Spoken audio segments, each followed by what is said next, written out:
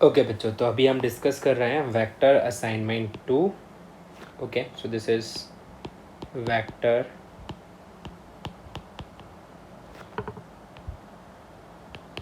Assignment 2। ठीक है, और उसका लेवल 2 पहले डिस्कस कर रहे हैं हम ना। उसमें सबसे पहला जो क्वेश्चन मुझे पूछा गया है वो है क्वेश्चन नंबर 3। इसमें बोल रहा है इफ़ डी ए और delta A be the increment in the magnitude of vector A, then which of the following statement is true. तो सपोज आपके पास एक वेक्टर है ए और इसके मैग्नीट्यूड को आपने डेल्टा ए से बढ़ा दिया है। तो मान लीजिए आपके पास पॉसिबिलिटी है कि आप उसका डायरेक्शन भी बदल दें by some angle theta. Okay, और ये कोई नया वेक्टर बी हो जाए जिससे कि mod of B minus mod of A, इसे आप बोल रहे हैं delta A. And what will be delta A vector. Okay, delta A vector और उसका जो मॉड है वो होगा आपका mod of B minus A. Means change in vectors means difference of vectors, and change in magnitude means difference of their magnitudes. All right, तो अब मुद्दा ये हो गया है कंपैरिजंस की। अगर हम बात करें कि ऑप्शन ए जैसे बोलता है कि डेल्टा ए इज़ ऑलवेज, से सपोज ऑप्शन ए बोल रहा है कि delta A is always greater than mod of vector ए। ये बिल्कुल गलत है। कोई भी वेक्टर का मैग्नीट्यूड अगर 3 है और मैं वेक्टर के मैग्नीट्यूड में इंक्रीमेंट 1 का करता हूँ तो मेरा इंक्रीमेंट तो 3 से छोटा हो गया है। तो ये बिल्कुल सिंपल सा लॉजिक है कि ऑप्शन ए गलत है।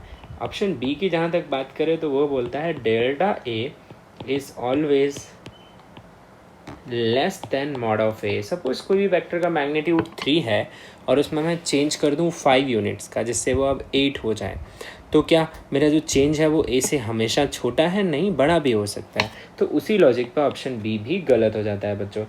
ऑप्शन सी की अगर मैं बात करूँ तो ऑप्शन सी बोल रहा है delta A is always, there is a printing error in this, okay, but means we have to compare that delta A is always greater, okay, let us consider it as greater than delta A का mod. Now this is again interesting point, delta A का mod. What is delta A का mod? is mod of B minus A, this difference of vector. और यहाँ बात हो रही है कि and what is delta A is mod of B minus mod of A. So let me write this way. So it is B minus A. According to this option, this is what it is. That mod of B minus A is less than B minus A. So you know this idea already, that resultant, you know this resultant, I can write B plus minus A. This resultant is always greater than or equal to this difference and is less than or equal to this summation. So on this simple identity आपका जो option C है वो गलत हो जाता है कि नहीं, आपका जो डिफरेंस ऑफ टू वेक्टर्स है उनका मैग्नीट्यूड डिफरेंस ऑफ मैग्नीट्यूड से हमेशा बड़ा ही आएगा। ओके, फिर चौथा ऑप्शन आता है बच्चों delta A is always, I am going to the fourth option here, Delhi, it is saying delta A is always less than or equal to delta A. It implies, it is saying mod of B minus A is always less than or equal to this particular term. Yes, this is correct from here. You check. अभी जो line मैंने इधर बनाई है तो आपका answer क्या आ जाएगा यहाँ पे? दिल्ली। ठीक है, चलिए बढ़ते हैं आगे क्वेश्चन नंबर 4 पे। तो क्वेश्चन नंबर 4 इसमें बोल रहा है A vector A is turn without changing its length by a small angle d theta, it is d theta not d q, okay, then. तो आपके पास एक वेक्टर ए है और उसे आपने टर्न कर दिया है without changing the magnitude of the vector, so you just turn it by some angle, okay. जब आप एक वेक्टर को टर्न कर देते हैं तो क्या वो वेक्टर बदल जाता है? यस, वेरी मच, क्योंकि उसकी आपने क्या चेंज कर दी? डायरेक्शन। यस, बट एक बात है कि आपका जो नया वेक्टर बी आया है उसका मैग्नीट्यूड किसके जैसा है?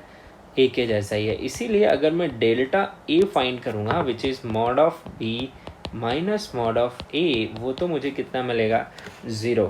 बट जब मैं डेल्टा ए वेक्टर का मॉड निकालूंगा बच्चों तो वो आएगा मेरा mod B minus mod A, और ये मुझे सॉल्व करना पड़ेगा, ठीक है, डिफरेंस ऑफ वेक्टर्स। तो वो निकलता है B square plus A square minus 2ba into cos of angle between them, you know it already. So you can write it as b square a square common ही है, so I write everywhere a, so a square minus 2a square cos of d theta. Okay, so you get this as 2a square minus 2a square cos of d theta. So what you get is you can take 2a square common, you get 1 minus cos d theta. Okay, this is what you got.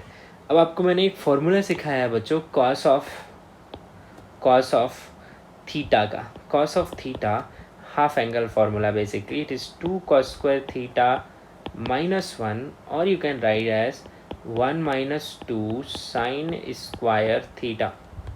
So you can what you can do, you want here 1 minus cos theta, तो आप इसको इधर लाइए और cos theta को उधर, तो आपको मिलेगा 2 sin square theta by 2, I am sorry it is by 2, is equal to 1 minus cos theta.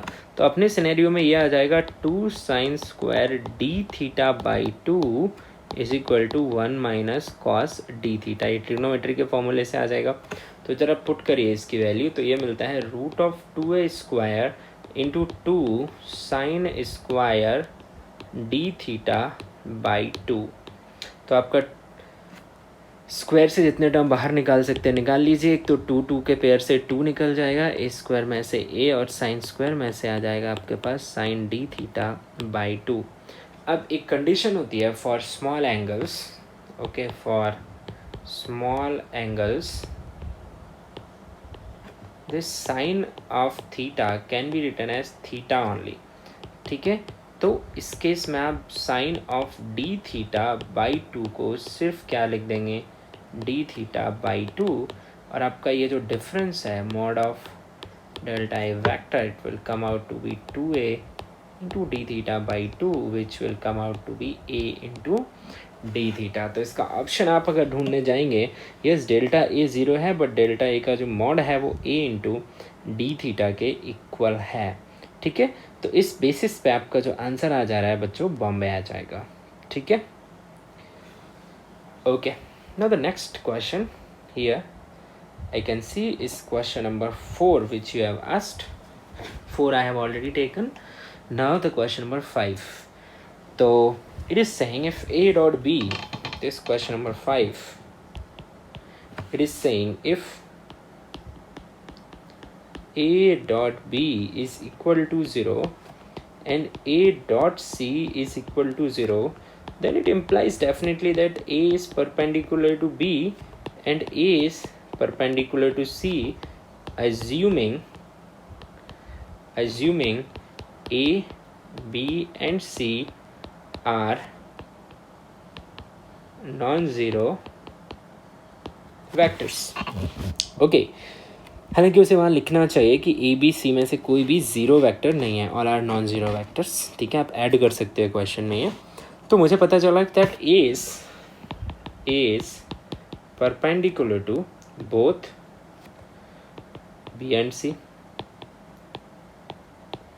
and I know B cross C is perpendicular to both B and C. तो बच्चों आप खुद सोचिए कि एक ही प्लेन के अगर आप दो परपेंडिकुलर ड्रॉ करें तो वो परपेंडिकुलर आपस में पैरेलल हो जाएंगे कि नहीं। यस, एक ही प्लेन के आप अपनी नोटबुक के दो परपेंडिकुलर ड्रॉ करें तो वो दोनों परपेंडिकुलर एक दूसरे के पैरेलल हो जाएंगे। तो इस बिहाफ पे मैं बोल सकता हूँ that A will be parallel to B cross C. You can pick the answer accordingly, you will have answer at Chennai. Now question number 6 you have asked. So there which of the following statements are correct if M is midpoint of AB and O is any other point? So guys, we have a line AB whose midpoint is M, so these are equal, and O is a point which is anywhere, so I just have to consider these vectors like I have O M O A M A। तो option से ही जाता हूँ मैं, पहले O M आपको बता दूँ, O M O से स्टार्ट होगा बच्चों और एंड होगा M पे, ठीक है। दूसरी वेक्टर में देख पा रहा हूँ O A, तो O A I am sorry O A ऐसे नहीं बनेगा, O A का जो एरो है वो गलत हो गया है, तो मैं बना दे रहा हूँ, O से स्टार्ट होगा और एंड होगा इस पे। और तीसरा वेक्टर मैं देख पा रहा हूँ M A, तो बच्चों M A M से स्टार्ट होगा और A पे ख़त्म होगा, तो जो हेड आएगा वो इधर आएगा। तो मैं फर्स्ट ऑप्शन की बात करता हूँ, तो मैं ट्राइंगल लॉ से जाऊँ अगर इसमें, तो आप देख पा रहे हैं O M vector plus M A vector, तो O M vector plus M A vector is equal to O A vector. I can rearrange the terms here. So OM vector can be written as OA vector minus MA vector।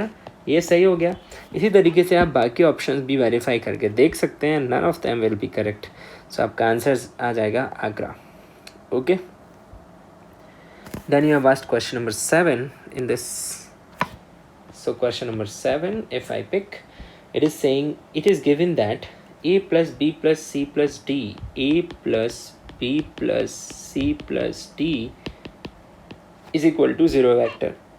Alright, then which of the following statements are false?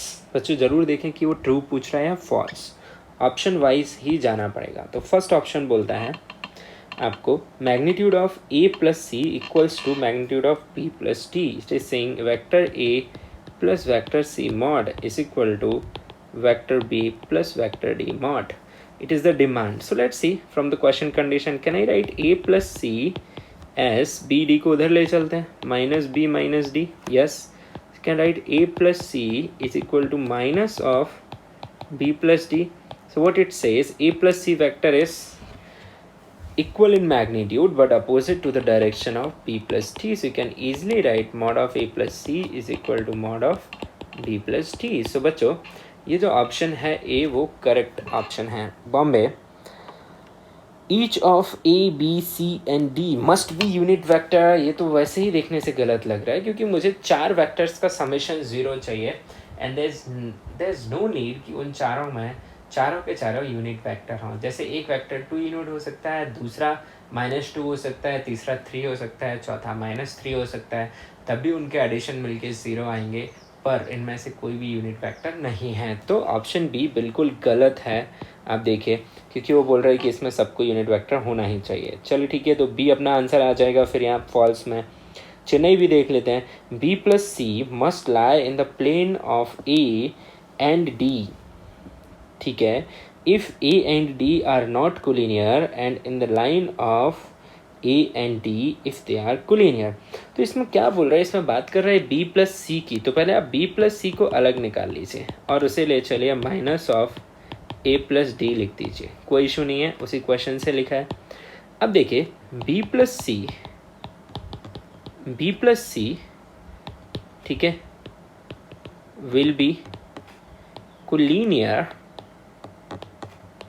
with A plus D and you know A plus D will be in the plane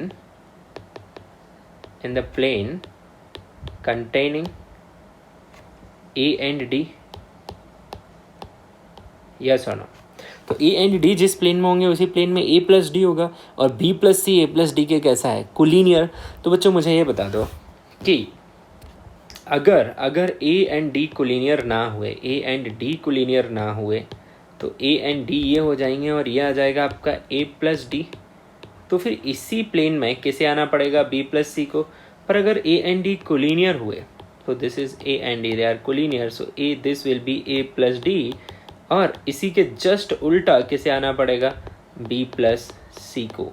तो ये यही बोल रहा है आपसे, simply ये बोल रहा है कि B plus C A and D के भी कोलिनियर हो जाएगा अगर ए डी कोलिनियर रहे, and B plus C A and D के प्लेन में रहेगा अगर ए एंड डी कोलिनियर नहीं रहे। तो फिर ये बड़ी ऐसी बात बोली गई है पर वो करेक्ट है।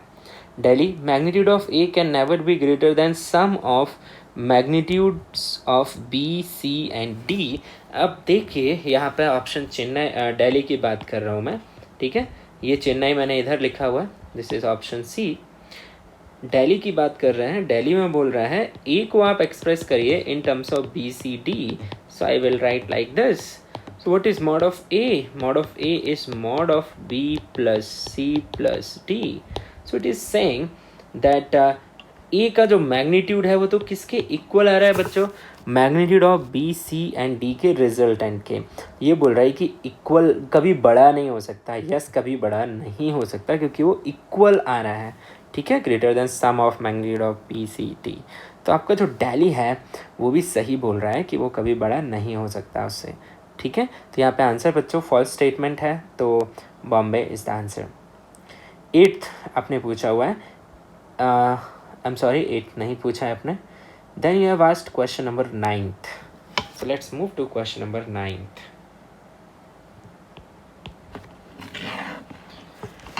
In question 9th you are saying A cross B is equal to C.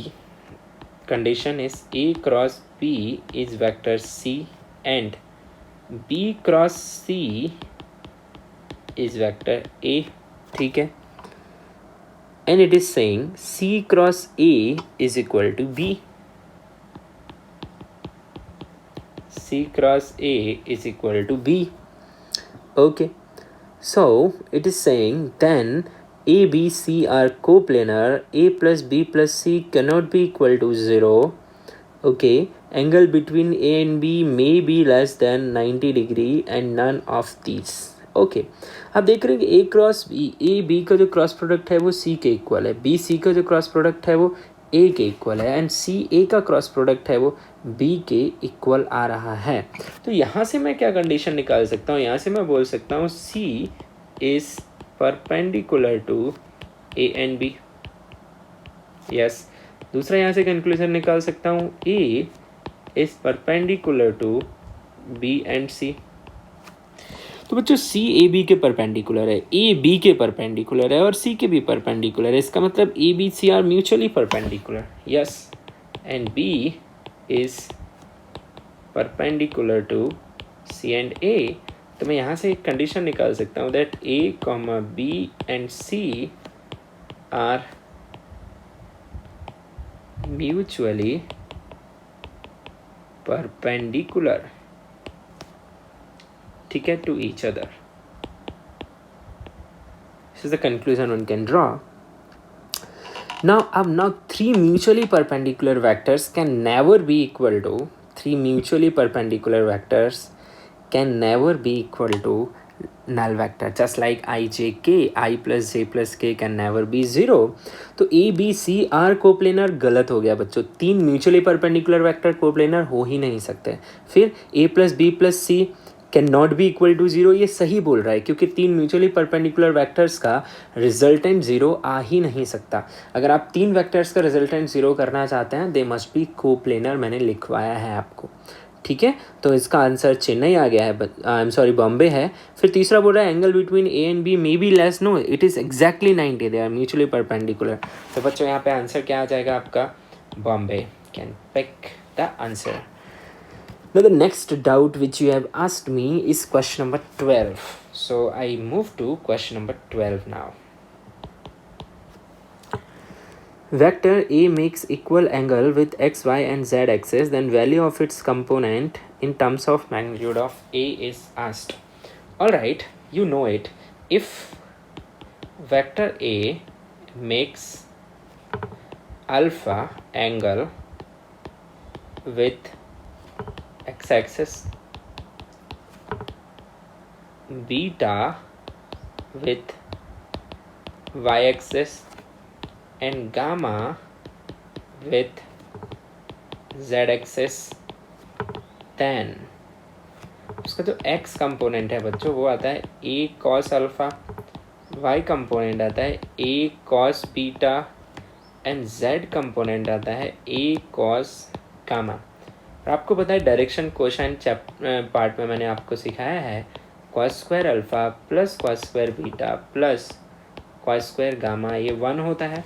अब इस कंडीशन ऑफ क्वेश्चन इज कि alpha beta and gamma equal हैं, तो चलिए इन सबको अल्फा के इक्वली लिख देते हैं। तो आपको क्या मिल जाएगा? 3 times cos square alpha equal to 1 यानी cos square alpha equal to 1/3, यानी कॉस अल्फ़ा की वैल्यू आपको +-1/√3 मिल जाएगी।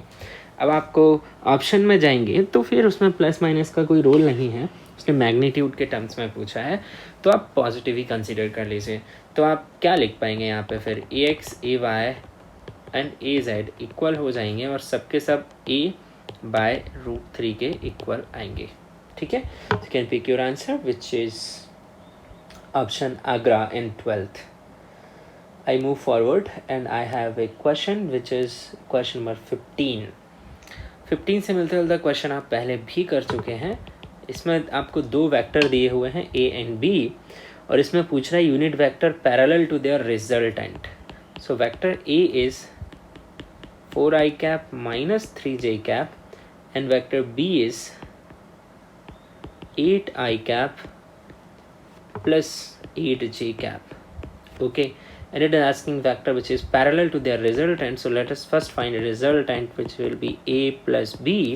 So a plus b कितना आ जाएगा बच्चों 12i cap plus 5j cap and आपको r cap चाहिए, so it will be a plus b divided by mod a plus b. So it will be 12i cap plus 5j cap divided by root of 12 square plus 5 square. आप solve करेंगे तो ये आता है आपके पास 12i cap plus 5j cap divided by 144 plus 25, it is 169 you get. Okay, which is 13 will be the out, square root से बाहर आ जाएगा। So this is your answer for question number 15। Then you have doubt in question number 19. Somebody has asked, two forces 3 Newton 2 Newton are at angle theta, it should be theta, such that resultant is r. The first force is now increased to 6 Newton and resultant becomes 2r. It is asking theta. when मैंने same to same question almost same class illustration में लिया हुआ है, तो ये जिसने भी पूछा है मुझे question number 19, I would like you to go through your notes. I hope आपने नोट्स बनाए हैं और आप क्लास इलस्ट्रेशंस जो मैंने बोर्ड पर करवाए थे उनको आपने लिखा है, एक बार देखिए ज़रूर। फिर भी मैं बता दे रहा हूँ आपको क्वेश्चन नंबर 19। तो इसमें बोल रहा है कि आपके पास दो फोर्सेस हैं, ठीक है। मैं इन फोर्सेस को F1 एंड F2 नाम दे देती हूँ, which are 3 newton and 2 newton respectively, and they are at an angle of theta, ठीक है। और उनका रिजल्टेंट R है, तो R जो है वो F1 प्लस F2 का वेक्टर सम है, ठीक है। और उनके बीच में एंगल थीटा है, यानी कि आप ड्रॉ करेंगे तो आपके पास ये F1 वेक्टर है और फिर आपके पास में ये F2 वेक्टर है और उनके बीच में एंगल थीटा है और उनका जो रिजल्टेंट है वो R है। This is the diagram I can make. दूसरी बार बोल रहा है कि अभी इनके बीच का 3 न्यूटन वाले फोर्स को अभी 6 न्यूटन कर दिया और बाकी दोनों वही रखे, यानी अभी इस फोर्स को बढ़ा के आपने 6 न्यूटन कर दिया। It is F1 dash which is now 6 Newton. F2 अब भी वैसा ही है, F2 अब भी वही है, एंगल भी वही है, जिससे रिजल्टेंट का जो मैग्नीट्यूड है वो बढ़ के कितना हो जाता है 2R, ठीक है। तो बताओ कि ये थीटा कितना है, यही क्वेश्चन हमसे पूछा जा रहा है, ठीक है। तो पहले अपन R लिख लेते हैं। तो R होता है बच्चों root of F1 square plus F2 square plus 2F1 F2 cos of theta. दो बार लगाइए इसे, एक बार R is equal to square कर लीजिए 3 का स्क्वायर प्लस 2 का square plus 2 into 3 into 2 into cos of theta. तो आपके पास R आ जाएगा square root of 9 plus 4 plus 12 cos theta, which will be square root of 13 plus 12 cos theta, okay। and दूसरी तरफ आपको मिलेगा 2R is equal to square root of 6 square plus 2 square plus 2 into 6 into 2 into cos theta। तो ये आ जाएगा आपके पास 2R is equal to square root of 36 plus 4 plus 24 cos theta, so it will be 40 plus 24 cos theta. This is your 2R. Make it equation 1 and this is equation 2. So do one thing, put value of r in equation 2. ठीक है, so put value of r in equation 2. तो क्या आ जाएगा अपने पास, r की value put करेंगे तो twice of root of 13 plus 12 cos theta is equal to root of 40 plus 24 cos theta square. So you'll have 4 13 plus 12 cos theta is equal to 40 plus 24 cos theta. So you'll have 52 plus 48 cos theta equal to 40 plus 24 cos theta. So you'll have 24 cos theta is equal to this minus of 12. ठीक है, so you can write cos theta is equal to minus of 12 by 24. so बच्चों cos theta की value -1/2 आ रही है और हमने कई बार solve किया है -1/2 को. ये एंगल कितना आता है, 120 degrees. So this is how you can solve your question number which one we are solving, 10th. Now question number 20 somebody has asked. Move to question number 20. So question says torque of a force. तो आपको force vector दिया हुआ है which is 2i cap minus 3j cap plus 4k cap and R vector दिया हुआ है बच्चों 3i cap plus 2j cap plus 3k cap. इसमें मैं आपको बताया हूँ, आप याद रखिए torque is nothing but r cross f. ठीक है, तो क्या आ जाएगा आपके पास, i j k. ठीक है, और r की value 3 2 3 f 2 -3 and 4. So you will have I cap, you will have 8 minus minus plus 9 minus j cap, you will have 12 minus 6 plus k cap, you will have -9 minus 4. So you will have 17 I cap minus of 6 j cap minus of 13 k cap. So this is the torque. You can pick your answer here accordingly. ठीक है, तो आपको याद होना चाहिए what is torque formula. Next is question number 22 which you have asked. Let me read. A particle moves on xy axis under this force, linear momentum px and py. बच्चों question number 22 अभी आप छोड़ दीजिए, ठीक है, leave it. आपको मैं पढ़ाऊंगा फिर करिएगा. Okay, question number 23. इसकी अगर अपन बात करें तो हमारे पास एक वेक्टर है वेक्टर ए, दूसरी वेक्टर है वेक्टर बी एंड हम इनका फाइंड कर सकते हैं रिजल्टेंट. ये हो गया आपके पास रिजल्टेंट. ठीक है, तो resultant is representing one of the diagonal, जिसे अपन लिख सकते हैं A plus B and the difference this another diagonal, इसे मैं R1 बोल देता हूँ एंड दूसरा R2 डायगोनल, वो आ जाता है बच्चों इनका difference.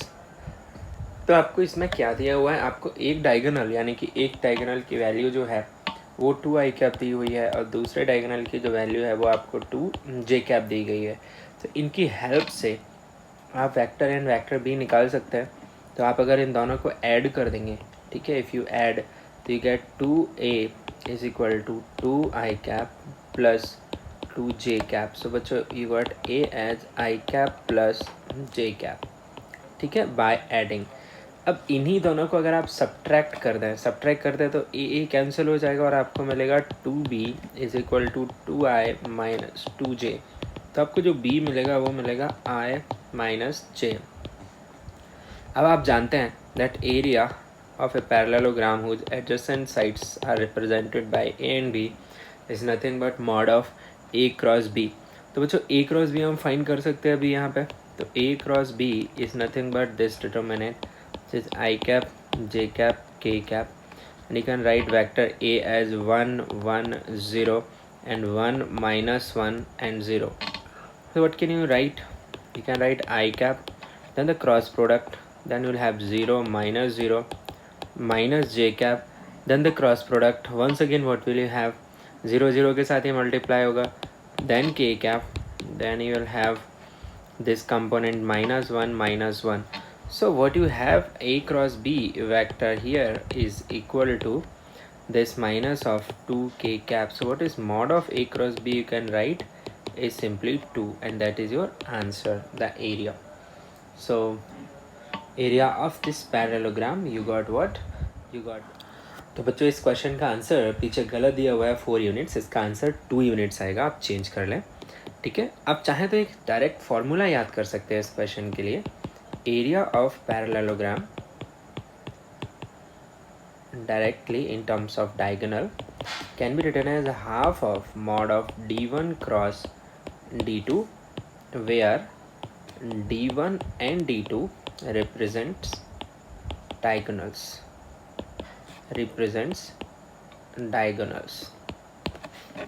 Okay.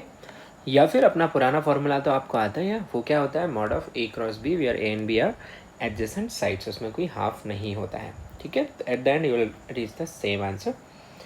So now the next question which you have asked after 23 is 26, ठीक है। Let's see question number 26। इसमें बोल रहा है sum of magnitudes of two forces acting at point is 18। So I have two forces, say consider F1 and F2। तो language पर ध्यान दो, सम ऑफ मैग्नीट्यूड्स यानी फर्स्ट फोर्स का मैग्नीट्यूड देन सेकेंड फोर्स का मैग्नीट्यूड, इनका जो summation है वो 18 है, yes, and magnitude of their resultant is 12। So how you find resultant? You find resultant by adding vectorially and you take the mod. So this number is given to you as 12, ठीक है। Third information, the resultant is at 90 degree with the force of smaller magnitude। मान लेते हैं कि जो आपका F1 है वो छोटा है, यानी कि F1 हो गया स्मॉलर फोर्स, किसी एक को भी मान लो, उससे फ़र्क नहीं पड़ेगा। अब आपका जो रिजल्टेंट फोर्स है, रिजल्टेंट फोर्स थोड़ी देर के लिए उसे F मान लेते हैं। So F will be defined as F1 plus F2। तो as per the questions condition here this F is perpendicular to F1, okay, so this F is perpendicular to F1 here, so not a big deal, so you can proceed further। so it will be better if you draw a diagram। तो मेरे पास ये vector F1 है और resultant इसके perpendicular है, तो मैं यहाँ पर रिजल्टेंट बना दे रहा हूँ, this is my resultant and definitely F2 should be like this as per the triangle law. ऐसा भी एक क्वेश्चन हमने किया है पहले, ठीक है, चलो ठीक है।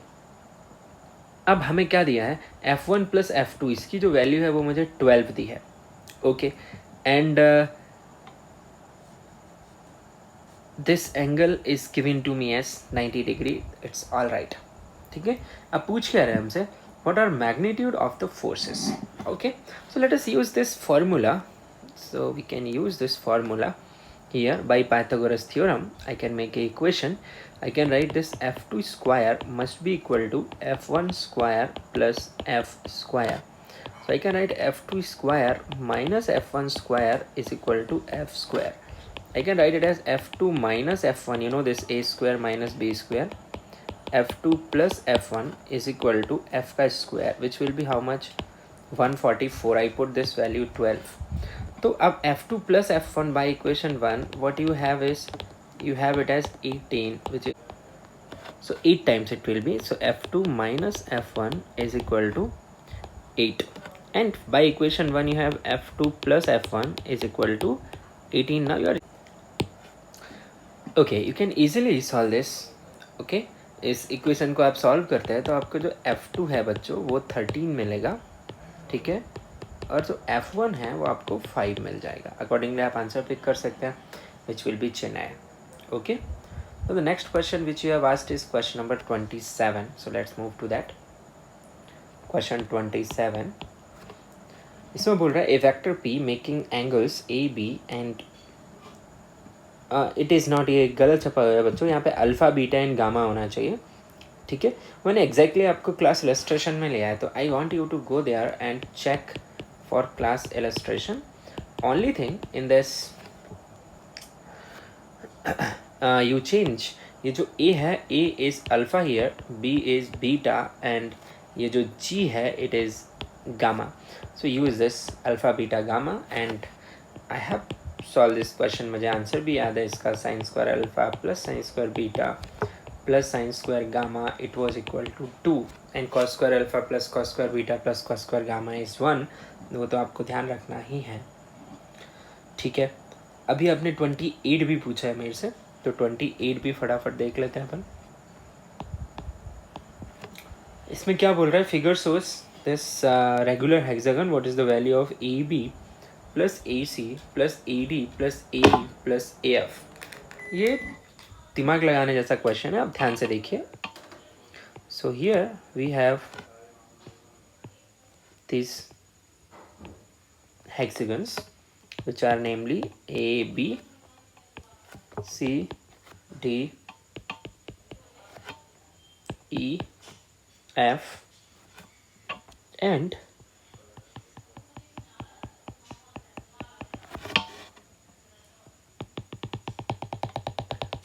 so I'm just drawing these diagonals because they have mentioned this point as O.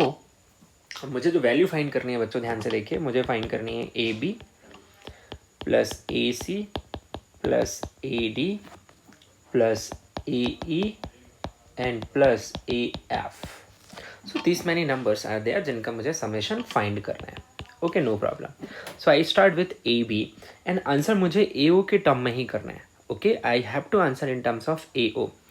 तो मैं अगर ए बी वैक्टर देखूँ और ए एफ वैक्टर देखूँ, ठीक है, तो मैं अब आपको हाईलाइट कर रहा हूँ यहाँ पे, तो आप ध्यान से देखिएगा।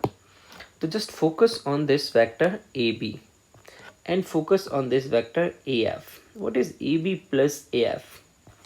पैरेललोग्राम लॉ आप देख पा रहे हैं, this side this side this side this side, they are forming a parallelogram, so their resultant will be A O. So बच्चों मैं पहली कंडीशन यहाँ पे लिख दे रहा हूँ कि A B plus A F it is A O, ठीक है। तो फर्स्ट थिंग आई रिप्लेस, तो ए बी और एफ तो कंज्यूम हो गए। अब आती है A C A D and A E. So where is A C? If you can check, yes this is A C, then A D, yes A D को तो मैं लिख ही सकता हूँ ए ओ के टर्म में, तो ए सी एंड ए ई बचता है फिर अपने पास, ठीक है। So we'll sort out for that. सबसे पहले आप ए डी समझ लो। तो बच्चों ए डी के बारे में अगर मैं बात करूँगा तो ये है आपका ए ओ और ये भी ए ओ ही है क्योंकि लेंथ वाइज ये सेम है। तो A D completely I can write as AO plus OD and OD is equal to AO in direction as well as magnitude. It is regular hexagon, so you can write AD vector as twice of AO vector, so that also is solved. तो अपना AB plus AF भी AO आ गया and AD आ गया 2AO। अब बच्चों बात रह गई सिर्फ और सिर्फ AC and AE की, तो बस ध्यान से देखिए। अब मुझे ए सी एंड ए ई की बात करनी है, ठीक है। तो मैं ए सी ड्रॉ करने वाला हूँ इस डायग्राम में, so just be with me. So A C is this vector, this is A C and this is A E, yes this is A E. Now if you just seeing here, तो A सी के लिए बच्चों मैं बता रहा हूँ आपको, think of this parallelogram, think of this parallelogram A B C O, A B C O. इसमें पैरेललोग्राम लॉ यूज़ करें तो मैं ए सी को क्या लिख सकता हूँ, ए बी प्लस ए ओ। तो from this I can write A C as A B plus A O, ठीक है। एंड ए के लिए बात करूँ अगर मैं, तो ए के लिए आपको सोचना पड़ेगा parallelogram this A F E O में। तो यहाँ से क्या लिख सकता हूँ मैं, A E is the resultant of this A F and AO. Can I? So let us put this all the things. So this part and this part. So AB plus AF की जगह AO, AD की जगह 2AO and AC की जगह AB plus AO and AE की जगह AF plus AO. What we get finally, let us understand it here. So what we get is, पहले मैं AB plus AF अलग करके लिख लिया, ठीक है। AC की जगह लिखा AB प्लस ए ओ, तो मैं अब इस इक्वेशन में पुट कर रहा हूँ, ठीक है। फिर उसके बाद ए डी की जगह लिखा 2AO, उसके बाद ए ई की जगह लिखा AF प्लस AO, इसके बाद बचता है मेरे पास AF। तो AF इधर ऑलरेडी इंक्लूड हो गया है, तो ये मुझे फाइंड करना है। अब ध्यान से देखते रहिए, आपको AB प्लस AF भी 2 बार मिल रहा है, तो आप इसे लिख सकते हैं twice of A B plus A F plus AO कितना आ चुका है बच्चों? AO अगर मैं चेक करूं तो AO आ चुका है 2 3 4 times and AB plus AF is AO, तो आपको क्या मिल गया 2AO प्लस 4AO, तो आंसर आ गया बच्चों आपके पास 6AO which is asked here. So answer of this question 28 will be 6AO tally. Okay, so 29 and 30 also you have asked. So 29 and 30 for both the questions I want you to wait. Let's see the kinematics, there we will talk about. So wait for this 29 and 30. Okay, then moving ahead, the doubt which is asked next is assertion reason question number 19. I got one assertion and reason question number 19 पूछा है किसी ने. देखिए उसमें assertion है any physical quantity that has magnitude and direction is a vector. ठीक है, तो any physical quantity that has magnitude and direction is a vector, ये गलत है क्योंकि ये हम देख चुके हैं कि प्रेशर एक ऐसी क्वांटिटी है जिसके पास डायरेक्शन है, या इलेक्ट्रिक करंट भी एक ऐसी क्वांटिटी है जिसके पास डायरेक्शन है पर वह वेक्टर नहीं है. तो what are the criteria for a quantity to be a vector? First of all it should have direction, बिल्कुल it is the primary criteria. It should have direction and magnitude and should follow this triangle law of vector addition, or you say in general it should follow vector algebra. Can write in general it should follow vector algebra. तभी तो जो चीज़ें vector algebra follow नहीं करती वो vector नहीं कहलाती है. तो आपका असर्शन गलत हो गया है बच्चों. रीज़न देखते हैं. All the vector physical quantities obey the commutative law of addition. तो इसमें बोल रहा है all the vector physical quantities obey the commutative law of addition. तो कम्यूटेटिव लॉ क्या होता है बच्चों? चलिए देखते हैं. कम्यूटेटिव लॉ होता है कि आप a प्लस बी, इसको क्या लिख सकें, b प्लस a. तो ये बात कर रहे हैं कि सारी फिजिकल क्वांटिटीज है commutative law of vector addition follow करती हैं. If you have a vector quantity it must follow commutative law of vector addition. So in that respect reason आपका करेक्ट है और असर्शन रॉन्ग है. ठीक है, for that suitable option I will pick. So let me see what are the options I have. Statement 1 is false and statement 2 is true. Nothing of this sort is given here. इसमें मुझे दिख रहा है statement 1 is false, statement 2 is false, एक option दिख रहा है. But yes यहाँ का स्टेटमेंट 2 फॉल्स नहीं है, उनको ऑप्शन चेंज करना पड़ेगा यहाँ पे. तो स्टेटमेंट 1 ये इनकरेक्ट है यहाँ पे कि कोई भी क्वांटिटी इसके पास मैग्नीट्यूड डायरेक्शन में वेक्टर होगा, ये गलत है. Statement 2 physical quantities vector law में कम्यूटेटिव लॉ फॉलो करती हैं एडिशन में. Yes, this is correct. So answer will be statement 1 correct, statement 2, I'm sorry, statement 1 false, statement 2 correct. Moving ahead to the previous year. So in the previous year first question which you have asked is question number 4. So I'm going to previous year now. इसमें बोल रहा है for any vector a and b if a cross b is equal to mod a cross b, the magnitude of c is equal to a plus b is equal to. There is a problem with this. इसमें एक printing error है. इसको होना चाहिए question को a dot b is equal to mod a cross b. Then it is asking what is mod c, which is written as a plus b. So mod c will be equal to root of a square plus b square plus 2ab cos of theta between a and b. Now if this is equal तो आप क्या लिखेंगे यहाँ पे A B cos theta is equal to A B sine theta. ठीक है, आप question correct कर ले तो ए बी कैंसिल हो जाएगा बच्चों. आपको टेन थीटा इक्वल टू 1 मिलता है, यानी थीटा इक्वल टू 45 डिग्री, और यू से π/4 रेडियन। आप ये पुट करिए यहाँ पे तो आपको मॉड ऑफ c मिल जाएगा a² plus b² plus 2ab into 1/√2। तो ये आ जाएगा आपके पास a² plus b² plus √2ab। ठीक है, and accordingly you will have the answer daily. ठीक है, तो इस क्वेश्चन में एरर है, करेक्ट करें। a.b इक्वल टू a×b होना चाहिए वहाँ पे। Moving forward to your next doubt which is question number 12।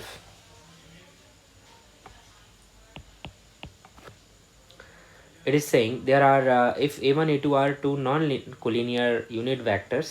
ठीक है, सबसे पहली बात आपने ये दे दिया कि a1 का मॉड 1 है और a2 का मॉड भी 1 है, and they are such that mod of a1 plus a2 is √3।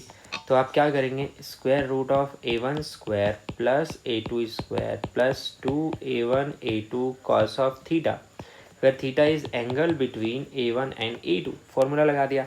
अब इनके इंडिविजुअल मॉड की वैल्यू कितनी दी गई है, 1, so will get 1 plus 1 plus 2 cos theta I square on both sides, so 3, so I get 2 cos theta is equal to 1, so I get cos theta equal to 1/2।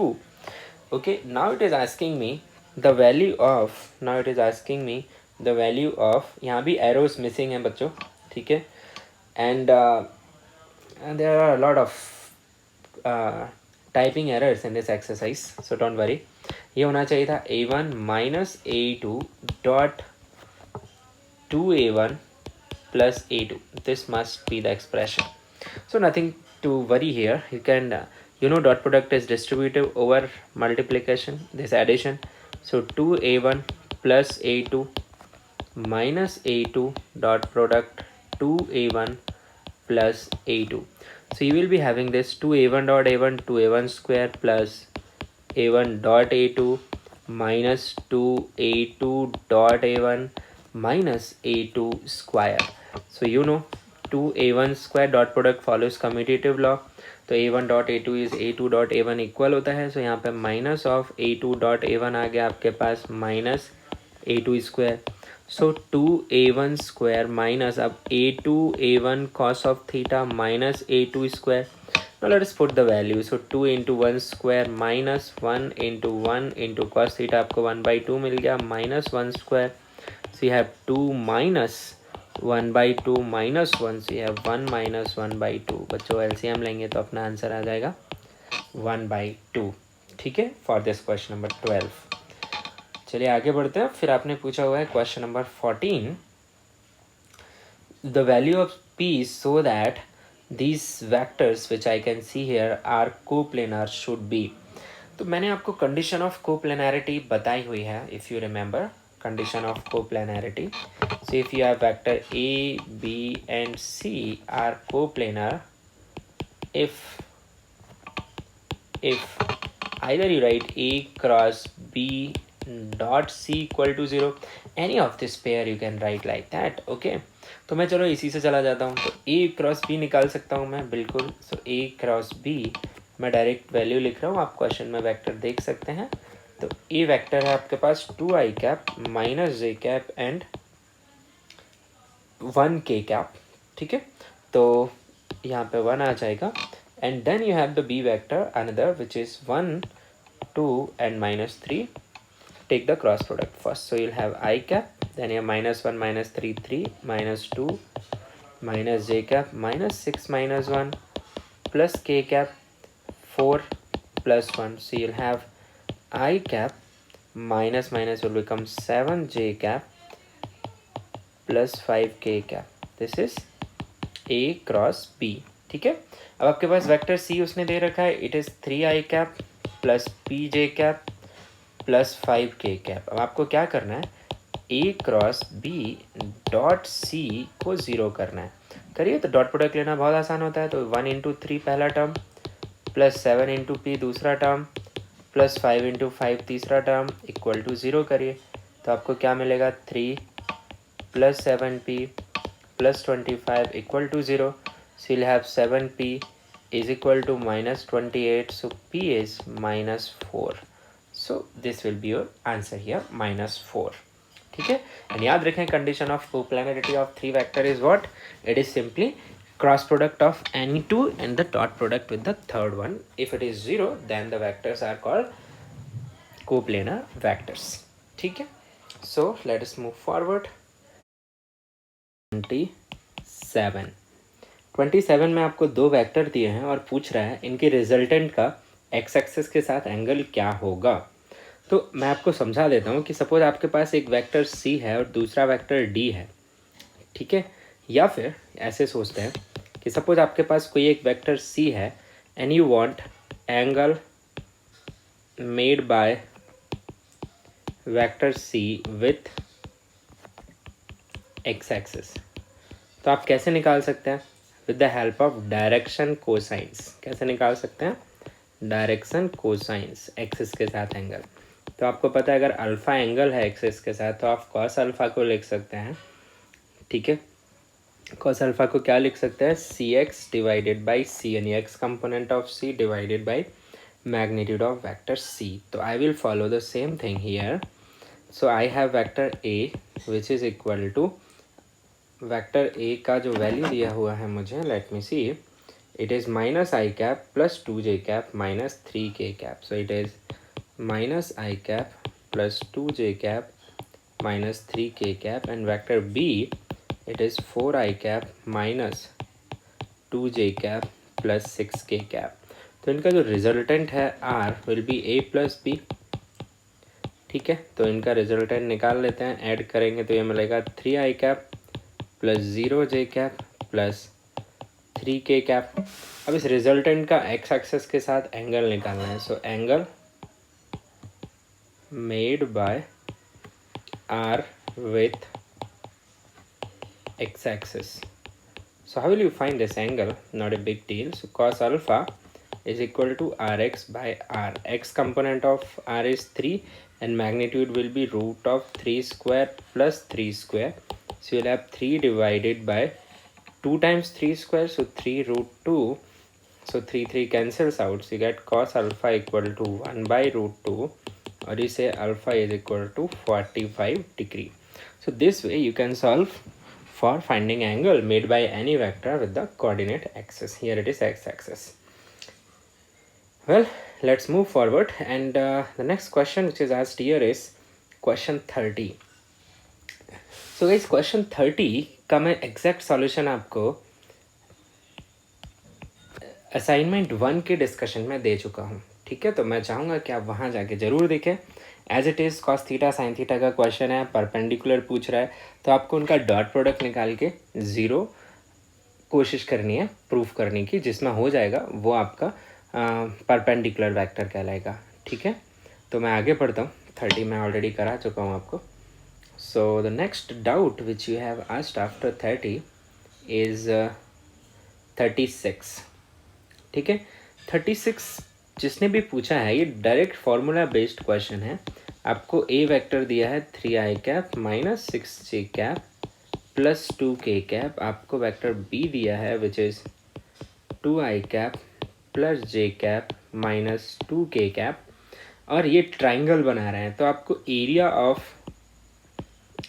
Of triangle AOB चाहिए. अब आपको याद दिला दूँ कि O आपका origin है और ये वेक्टर जो है वो A वेक्टर बोला गया है और दूसरा जो वेक्टर है उसे B वेक्टर बोला गया है. ये पॉइंट A है और ये B है. तो इनको बनाने वाला जो ट्राइंगल है एडजेसेंट साइड का तो आपको बता देता है. तो हाफ ऑफ वो हो जाएगा A cross B. So can I assume that you know the cross product. So I am leaving this here. Do the cross product. मैं कई बार कर चुका हूँ. You should try it now and you can find your answer. Okay. So moving forward, I have then question number 38. Again there is a vector and angle is asked with the x-axis. ठीक है. तो just like I solved question 27, उससे भी आसान है ये question 38. तो suppose vector को A मान लेता हूँ तो वो है √3i cap plus j cap and angle of A with x axis निकालना है आपको विद एक्स एक्सिस. तो आपको बता दूँ कि वो क्या होता है, cos alpha which is x component divided by magnitude of vector. तो एक्स कंपोनेंट √3 है और इसका मैग्नीट्यूड √3 का स्क्वायर प्लस 1 का स्क्वायर तो वो आ जाएगा √3 bye √4, so you'll get √3 by 2, so alpha will be 30 degrees, or you say it is pi by 6 radian. So accordingly you can pick your answer of question number 38. Then somebody has asked question number 40. Okay, question number 40, इसमें आपको क्या दिया हुआ है? इसमें आपको दिया हुआ है mod of a cross b is equal to √3 times a dot b. So mod of a cross b आप कैसे निकालेंगे? सो mod of a cross b होता है बच्चों a B sine theta, magnitude it is √3, a dot b होता है A B cos theta, can cancel this out, so you got tan theta is equal to √3, so you got theta as 60 degrees or pi by 3 radian, I am sorry, not pi by 6 or pi by 3 radian. So what is asked to you is mod of a plus b. So बच्चों bold letters में भी अगर कुछ लिखा हुआ है उसका भी मतलब होता है कि वो वेक्टर क्वांटिटी है, ठीक है। तो इसको अपन लिखेंगे root of a square plus B square plus 2ab cos theta, ठीक है। तो ये आ जाएगा आपके पास root of a square plus B square plus 2ab cos 60 degrees, और 60 डिग्री में cos हाफ बनता है बच्चों, तो 2 से 2 कैंसिल हो जाना है, तो आपको मिलेगा 2ab इंटू 1/2, 2 से 2 कैंसिल, तो आपका जो आंसर है बच्चों वो आ जाएगा a square plus B square plus ab, ठीक है। तो आप पिक कर सकते हैं ये वाला आंसर, आपका आगरा आ जाएगा फिर यहाँ पे आंसर, ठीक है। ओके, सो चलिए आगे बढ़ते हैं, check. Yes, so next question which you asked is question number 45. So let me move to question number 45. With respect to a rectangular Cartesian coordinate system, 3 vectors are expressed like this. Okay, all this is given. The unit vector r cap along direction of sum of these vectors. बहुत ही easy question होता है ऐसे। तो पूछ रहा है आपको कि यूनिट वेक्टर चाहिए जो इनके समेशन के अलॉन्ग हो। तो समेशन पहले आप लिख लो, ए वेक्टर आपको दिया है 4i माइनस जे, बी वेक्टर आपको दिया है 3i plus 2j, C vector आपको दिया है माइनस के। तो पहले आप इनका समेशन फाइंड करिए। तो समेशन कैसे निकलेगा? A plus b plus c, यानी कि 4i minus j, then you will be writing minus 3i plus 2j, then you'll be writing plus minus k.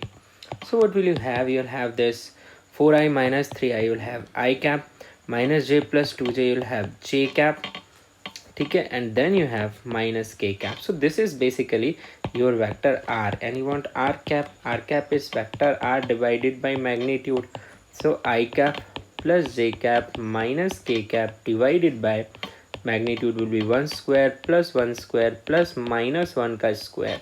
So I got this I cap plus j cap minus k cap whole divided by square root of 3. So yeah, then I'll have my answer as Agra. So moving forward, you have asked 47th next question. So let's see 47th.